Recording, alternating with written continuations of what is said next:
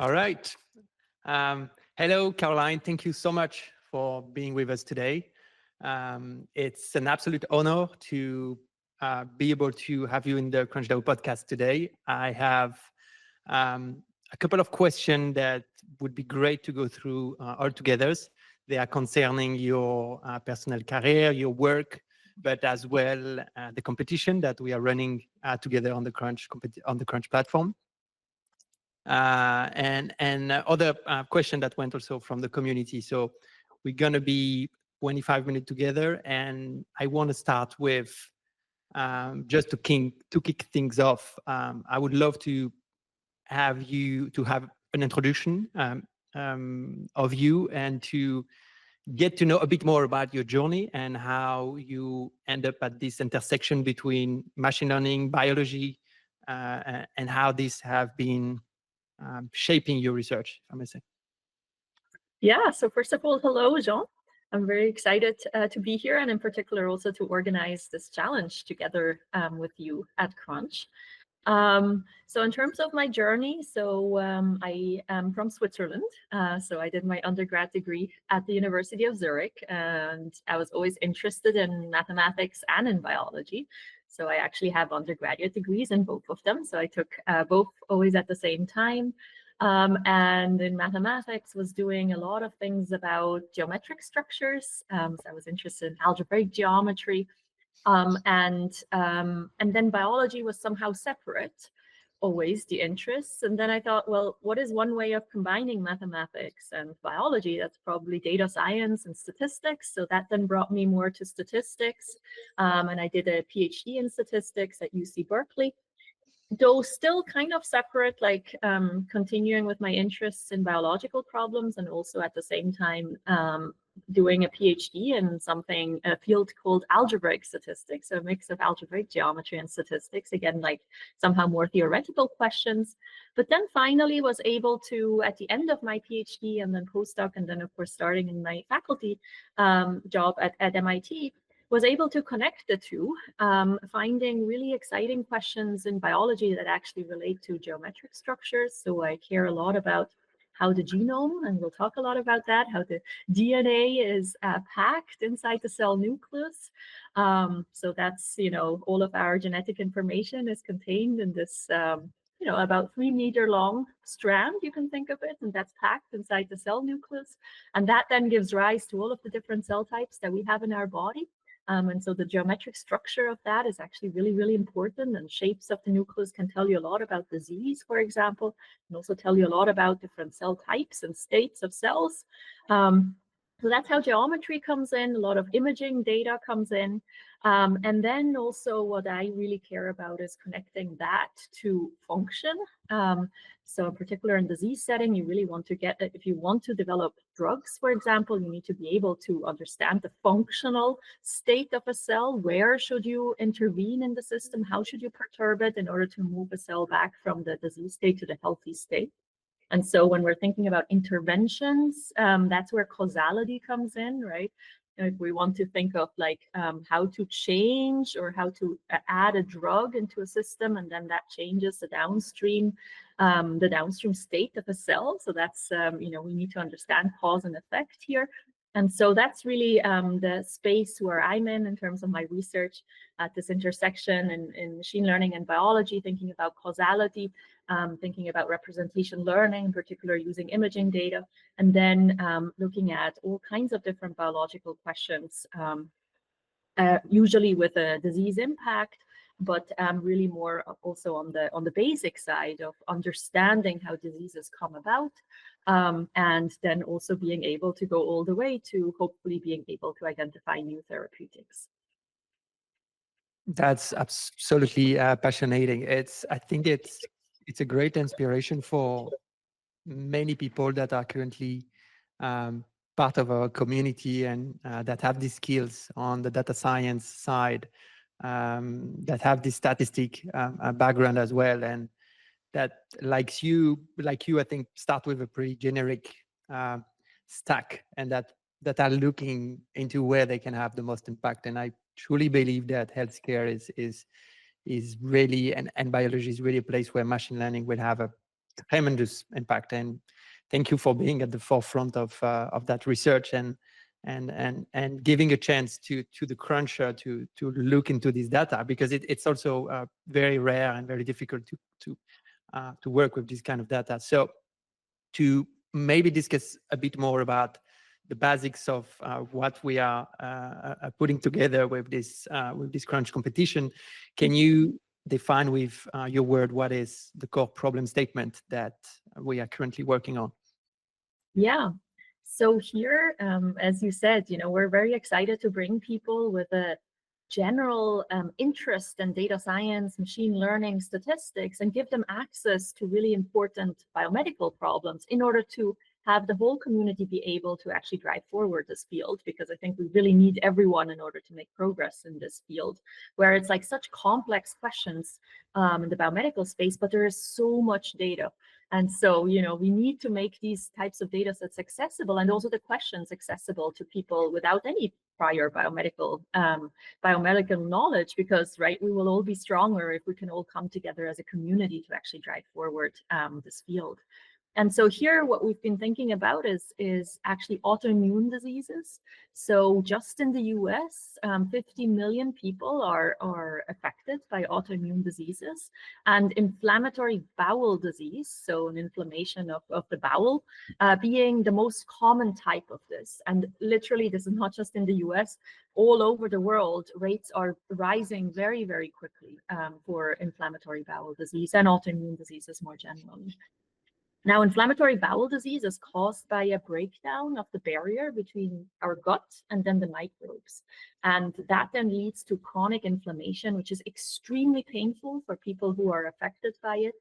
And, now there are some treatments for it. So death rates have really come down. However, it takes generally extremely long until you identify which personalized drug treatment actually works for which person. And it still really affects patients' lives very, very heavily. In addition, there is a twofold higher risk of actually developing colorectal cancer.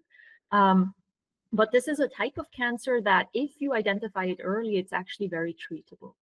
And so what we want to do in this challenge is really have an impact on the field of inflammatory bowel disease and on patients with inflammatory bowel disease in two different ways of really trying to understand which patients will develop colorectal cancer, how can we identify colorectal cancer early, and then also, for people with IBD, just have a better functional understanding of what IBD is, and hopefully then be able to also identify treatments for individuals with IBD earlier, and in particular be better able at personalized treatments for individuals with IBD.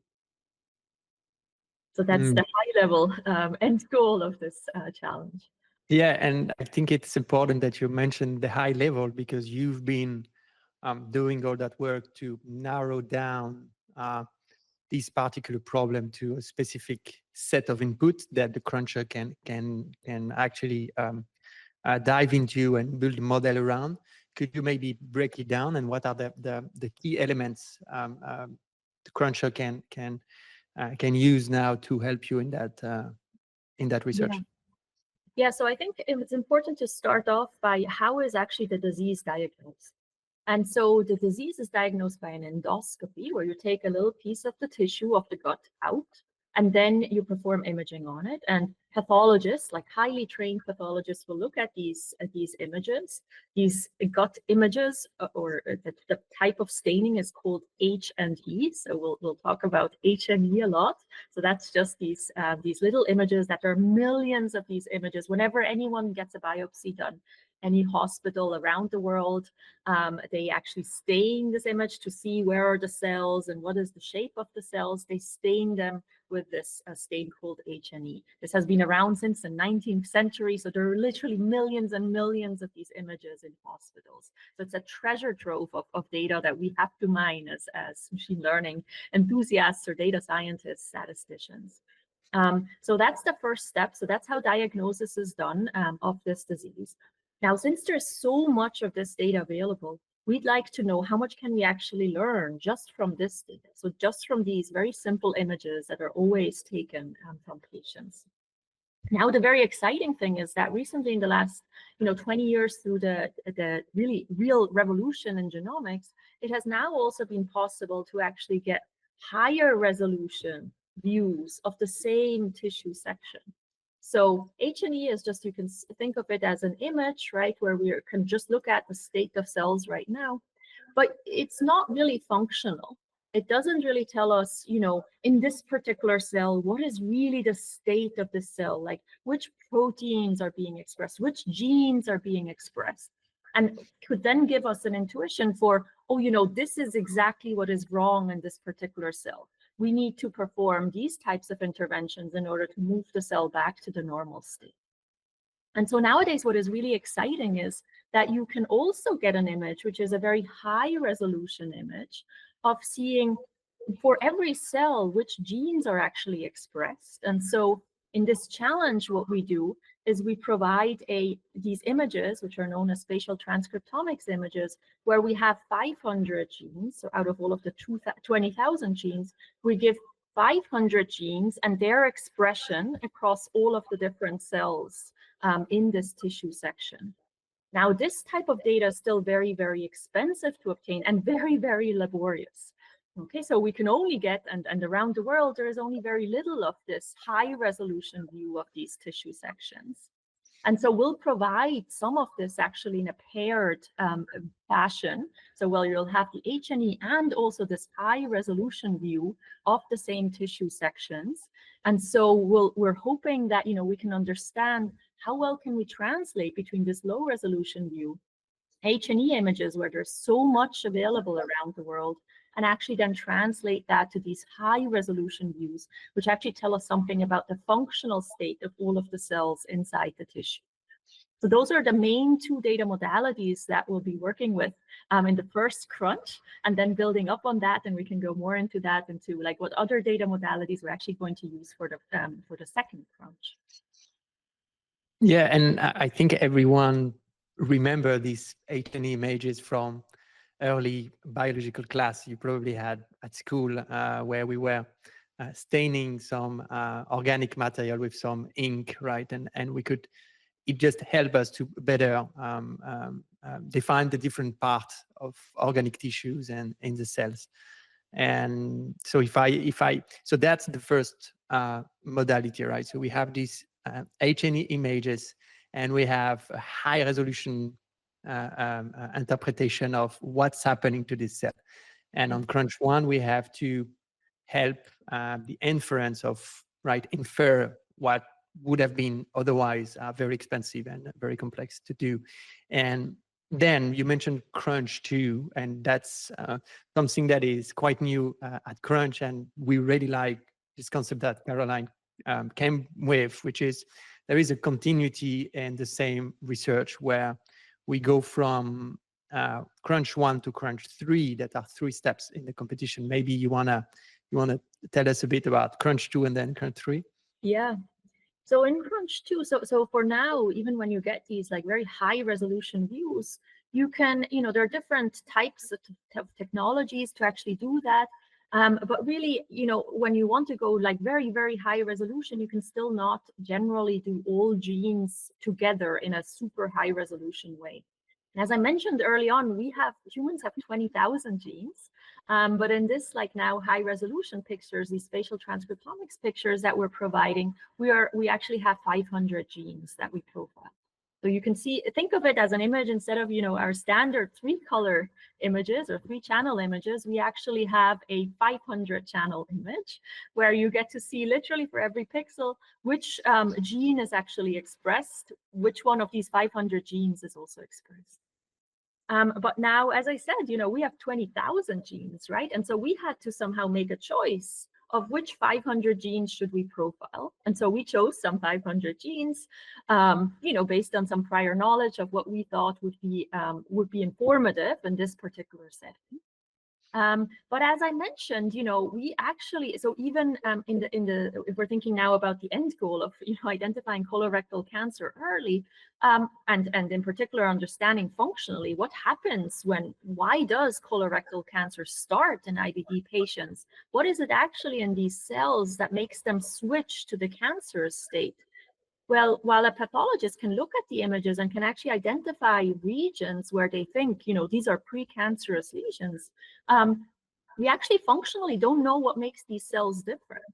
And so if we can translate from these images to all 20,000 genes, then in fact, participants could tell us, well, which genes, we just chose 500 genes. We didn't know which 500 genes to choose optimally. They could then tell us which 500 genes we should have chosen in order to really be able to tell the difference between the areas that will become cancers and the areas that are just, still normal epithelial cells. And so in preparation for, that's our end goal in challenge 3. In preparation for that, what we do in challenge 2 is ask, not just to translate to these 500 genes where we're giving you some preliminary data, but actually translate to all genes. And so I'm saying 500 because we'll give you 480 for training, but we'll of course be able to leave out some of them that we will then validate your predictions on. So you're going to go from the 480 that you see in the image to generating your predictions on all 20,000 genes, and we will validate them, we will rank all your predictions based on 20 held out genes. So that's challenge 2, to try to generalize to all genes in the human genome. And that will be really, really critical to also have some extra data, right? If you have never seen the other genes, you can definitely not generalize to from 480 genes to all 20,000 genes. So this is where an extra modality will come in, which is, again, actually quite abundant because it has been developed much before spatial transcriptomics, where, we take cells out of, same individuals and also other individuals, again, from these biopsies. Instead of doing H&E or doing this high resolution spatial view, we actually take the cells, dissolve them, and then do single cell transcriptomics. So that allows you to, in every cell, actually measure all 20,000 genes. But now you don't know anymore where they are in space. Okay, so yes, we get the fully high resolution view of all 20,000 genes, but we had to dissolve them from the tissue, so we don't actually know where they are. And so that's the type of data that we will also provide, so that you have some data of, right, how these 20,000 genes, what you should expect, the relationship between the 480 that we're providing you in space, how they might relate to all of the 20,000 genes, and so that you can actually use that for Crunch 2. And then Crunch 3, as I said, that's really where we will be validating your predictions using new experiments, where you will tell us, based on what you've done in Crunch 1 and Crunch 2, you'll be able to tell us, well, which 500 genes should we have chosen in order to really be able to optimally identify, these are regions where cancer is starting in these individuals. And so that we then have a functional view of cancer initiation and can then also think about treatments, and in particular also about early diagnostics in these individuals. And so I think it's really exciting for people who have never worked on biomedical problems, also are not so close, that in fact your algorithms will lead to new experiments. And so we will then be validating your predictions in new experiments, and then really see how your algorithms can actually have an impact on IBD in this case. And this is something that we really, really liked. And I know that the community is really, really keen working on unsolved problem, right? Things that are really at the edge of the research. And this is what we have here. And this is what is also passionating, is that nobody looked at these data sets at such scale, and that will be able to produce an outcome and actually test that outcome in the labs where it can have actual consequence in the real world. And that's absolutely the vision at Crunch, and we really, really like that.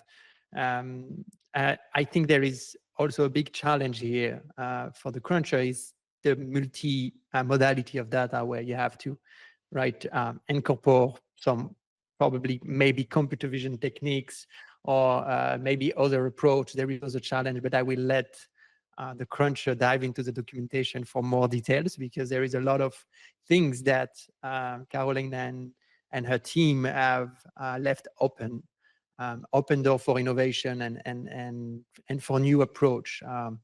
Some small hints are about how the pairing was done, how the positioning, on the cells have been computed, and I think these are really interesting doors, but I don't want to say too much about the technicalities. That's for the documentation. So we mentioned the fact that you have biological background. Most of people have really are agnostic to this field, right? And especially in the crunch community, what is your advice to them, to build a model that will be meaningful in the end? Because what we try here is, beyond the competition, is to have an impact and help your research. So maybe hints on that, what knowledge from the biological side would be meaningful for them to know. Yeah, so we really want this challenge to be, to open the doors to anyone in machine learning, data science, statistics, to really be able to contribute to biomedical problems. And so that's why we also recorded, these short courses, short classes that you can take on just giving you the background that you need to know on the biomedical side of what the problem is, on the data side, what is H&E, what is, what is the spatial transcriptomics, what is this genomics data, what does it actually mean to predict unseen genes, etc. So I hope that this will really make it accessible to everyone. And we'd love to get your feedback on these little lectures as well. They are absolutely amazing, and what is great is that you open a door to anyone to become an expert in the field and touch the edge of the research there, and that's really great. Now, we mentioned this real-world impact, right? How this model will actually make change. Can we try to kind of think big, and what can be the real-world impact of this research? Let's say can you let us know what is the best case scenario and what is the possible delivery of such a challenge? Yeah. So we already talked about, early diagnostics being definitely the first one. And then really getting a functional view of what IBD is by being able to, for any individual who got an H&E, be able to translate to this functional view and then be able to better understand which therapeutics would actually work for which individual. Also in settings and in hospitals where, you don't have access to spatial transcriptomics data, it's like really laborious and very, very hard and a complex task to actually, and very costly to actually be able to obtain this data. So if we can translate, we would really be able to identify better, stratify patients better with IBD to understand which therapeutics will work. But then, of course, also, do early diagnostics in the colorectal cancer setting. And then also, ultimately, what we simply don't have now is an understanding of why in which regions does colorectal cancer develop in patients with IBD. Why do they have a twofold higher risk of developing this cancer? And what can we do against it? Well, thank you so much, Caroline. That will be amazing. I know that the motivation around the crunch is already here. I really hope that we will be able to deliver something meaningful for your lab. Thank you so much for the time here. I would love to spend more time with you, but what is great is that you recorded so much of your knowledge already in this video. So I highly encourage everyone to go and watch these videos. There is about 10 videos that will take you from the very high level to the very specific of this challenge. And I really wanted to thank you and your teams for giving such an opportunity to the Cruncher. And I'm sure we will probably do a couple of other sessions, maybe with you, with some other member of your team, and people that worked on such subject to get you guys inside. Thank you so much, Caroline. Talk to you soon. Thank you very much, Jean. This was a pleasure.